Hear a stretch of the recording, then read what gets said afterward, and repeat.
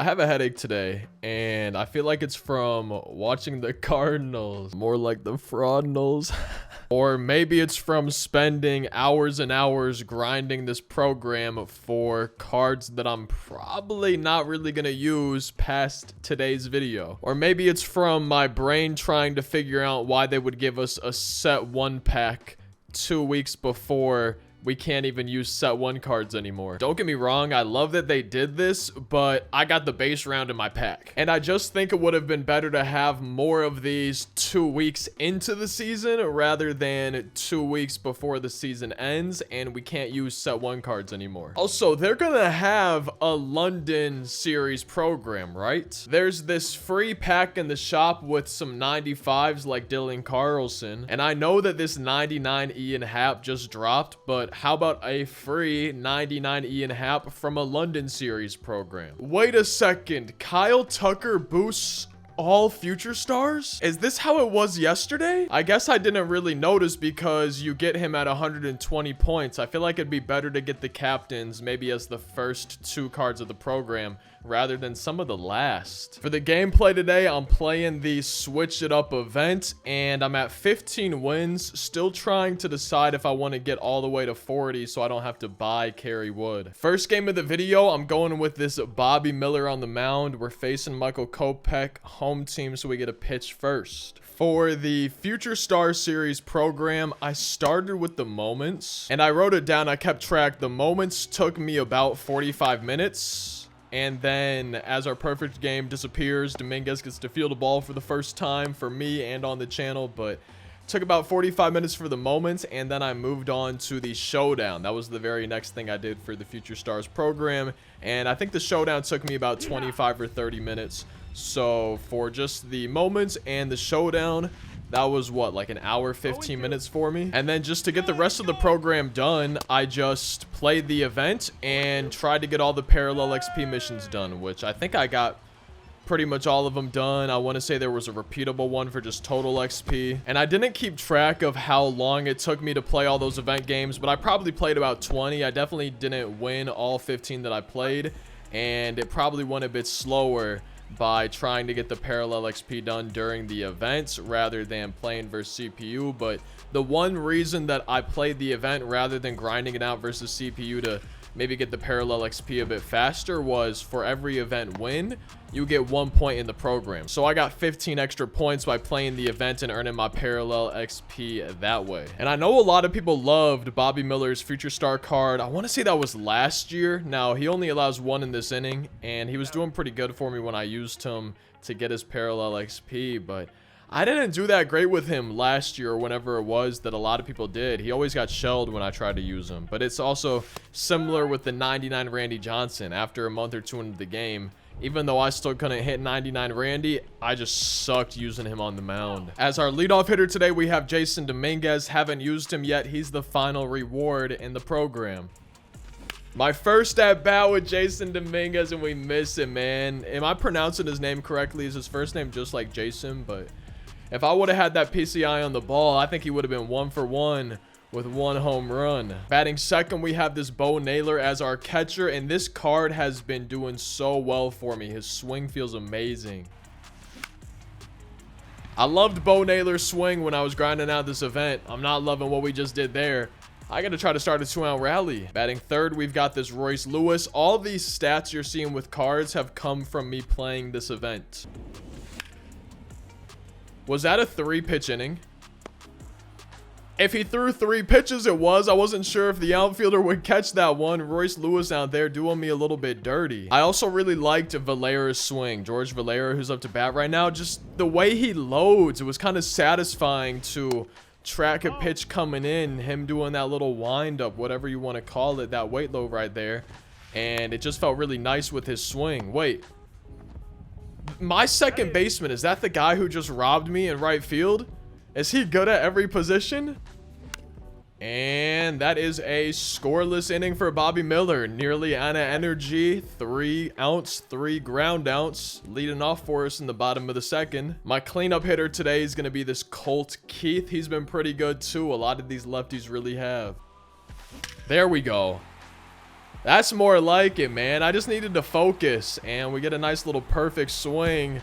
All the lefties in the program, their swings felt real nice for me. Maybe just because people mostly have right-handed pitchers for this event. That's honest. I bet you that's why all the lefties felt really good. I'm just now realizing that everybody really only has righties on the mound. Our number 5 hitter is Marco Luciano, and he's been great. I've really been liking all of these guys in the event.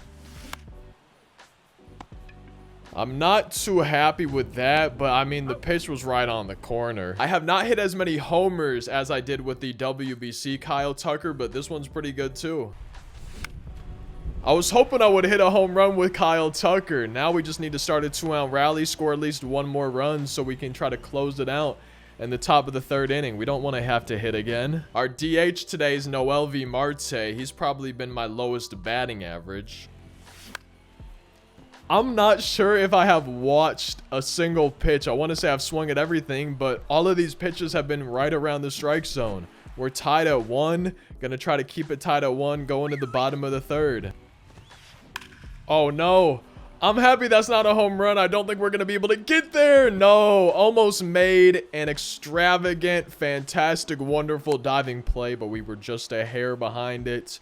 2-out double for Chipper Jones. The go-ahead run is on base. 99 Jackson Holiday's up to bat. I think we're gonna get to the bottom of the 3rd, tied at 1 pretty easily. And look at that, no problem. On our way to the bottom of the 3rd. If we just score 1 run, we win this game and do up first. Our first baseman, we have Heston for the Baltimore Orioles. He's been good too, some homers. Our number 9 hitter is going to just have to walk it off. And then the final guy in our lineup, another Orioles future star, Jordan Westburg. He's been hitting some homers too. Jordan, did he do it? I can't tell. No, it's going to be caught, isn't it? Literally warning track power, back against the wall power. It would only be right if Dominguez hit a walk-off tater. That was it, man. That's the pitch. I'm not sure if I'm going to get a better opportunity. I just couldn't hold back. Let's try to get good timing. And now we've got a full count. It's ball 4. I'm happy we didn't strike out, but that's how badly I wanted to swing. I was ready all the way until the end just in case my eyes were deceiving me. Bo Naylor had one of the best feeling swings out of anybody in this program. He's got the winning run on first base. Blake Trinan comes into the game. Let's give him a Cincinnati chili type welcome. There it is. We're going to extra innings. Oh, man. I mentioned this kind of at the beginning of the video, but do y'all think that we're going to get a London series program? London City series? I don't know what to call it. I would just assume like London series program. Do y'all think we're getting one of those? I would assume so, right? I think it'd be kind of weird if they just didn't give us a program for it. Now, with that being said, we got a double play. That's kind of sick. But with that being said, if they do give us a program, would it really be a twin video if I didn't give up a home run that might make me lose the game? Now, I don't know what I was thinking on that pitch. Probably not just paying enough attention. But would the cards be set 2? Would they be core? Because I think all the cards in the Mexico City series program were core cards. Now, if they were to make the London series program, if we even get one, I genuinely do not know if we're going to. I would assume we are, but you never know with the content this year what's going to happen. I would assume that they would not be core cards, but if they were, then that would have to mean we probably have another core collection coming sometime soon, wouldn't it? I'm down 2-1. If I can't get this runner from second across the score, we lose this game. And now I only have 2 outs instead of 3 to try to get him across the score. And that's ball 4. It seemed like he was pitching around Colt Keith, who's already gone yard today. Sets up a double play to potentially win him the game. Marco Luciano needs to come through. I don't want to ground into a game-ending double play. Anything except that in this at-bat. Please go. For my sake, man. Just give me something. Give me something, MLB The Show. They gave me something. We walked off this game. Now, what I'm also wondering is, when was the last time we got any core cards besides the Battle Royale rewards? We're the home team for game number 2 in this video. Michael Kopech going up against Griff McGarry. Now, I will say, if we do get a London program, in addition to having just gotten this Future Stars program, and then season 3 starts on the 7th, and then the All-Star break's coming up pretty soon, and the month of June is quickly coming to an end. This has probably been the fastest month of my life. I don't know about y'all, but that's going to be another program on its own with the monthly awards. So we just have so much content potentially coming to MLB The Show, and I'm worried, like we were a few days ago for the Future Stars program, and like we saw, I'm worried it's all besides the monthly awards going to be a whole bunch of grind 97 by 99, because in the past, I want to say they've had some really fun cards and programs and stuff for the All-Star game, so I'd have to go back and look at exactly what they've done, but the All-Star content especially has been really cool, and I'm really hoping that it doesn't end up where the All-Star programs go up to 97 overalls, but if you want any 99 overall like All-Star game, home run derby type cards, I'm really hoping that the only options aren't locked behind packs or being bought with stubs, things along those lines. I'm hoping there's at least 1 or 2 99s that are grindable. You know, grind 99 is what they're always saying to us. There hasn't been a ton of that this year. But let's go ahead, try to win another ball game. Maybe hit our first home run with Jasson Dominguez, who we worked so hard to get. I actually think that it took me more time to unlock this Jasson Dominguez than it has for me to complete some of the BR programs. That's kind of funny to me. But look at that. He's worth it, man. Look at that swing. Oh, yeah, I'm loving these cards. Look at Bo Naylor, man. I'm telling y'all, he's got a glitchy swing. Home run to make it 1-0 already. We just had a walk-off homer. Now we got a go-ahead homer. I'm also really hoping that if anyone's still watching this video right now, that y'all have enjoyed the video, because for the 6+ years I've been daily uploading to YouTube, if you've been around really any time at all, there hasn't been a ton of changes in terms of the videos and the content on the channel, and I would like to start having more that I talk about in my gameplay videos than just commentating, right? A lot of times in a video I'd be like, oh, and we're flying out, there's out number 3, okay, we need to go pitch now and hold on to this lead. And don't get me wrong, there's going to be times where I probably do that for entire videos, and even in this video where I'm going to just be commentating the game, I like the idea of talking about other things while I play and not necessarily having the gameplay be the main or sometimes really only focus of the video. It's kind of nice to talk about what's going on in terms of content, giving my opinions on it, seeing what you guys think down in the comments section, and maybe talking about real life baseball, right? The London series, the Cardinals got their butt whooped by the Cubs. I don't know if anyone else has realized this, but the Cardinals don't really have the best pitching, and it hurts them. It's hard to always be losing as an offense and try to have confidence in yourselves to be coming back, but then when we do get a good outing from the pitching staff, the offense is nowhere to be found. It's just been a forgettable season. Actually, really, maybe the opposite of forgettable season, because this is just something, as a Cardinals fan, you know, I haven't really seen at all in my life watching the Cardinals, and it's weird to see, especially because going into the season, I felt like not even just Cardinals fans, but MLB insiders, reporters, whatever you want to call people talking about baseball fans in general, saw a lot of people saying that the Cardinals probably needed better pitching than they had going into this 2023 season. And here we are approaching the All-Star break. I get that the NL Central's not one of the best divisions in baseball, but I don't think the Cardinals could even win this version of the Central with the team they have right now, especially not the way they're playing. Speaking of the NL Central, though, one of the most fun teams to watch recently in baseball surprisingly to me, look at the ballpark we're playing in, the Cincinnati Reds. They've been such a fun team to watch.